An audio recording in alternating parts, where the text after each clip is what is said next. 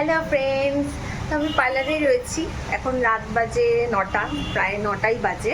তো হঠাৎ করে কাস্টমার ছিল, তখন কাজ করছিলাম। হঠাৎ করে আমার বর এইমাত্র এসে বলছে চলো একটু ঘুরে আসি।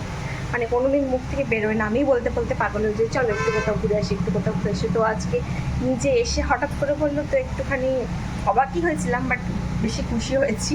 তো মেয়েকে নিয়ে একটুখানি যাচ্ছি, একটু ঘুরু ঘুরু করে তারপর বাড়িতে চলে যাবো।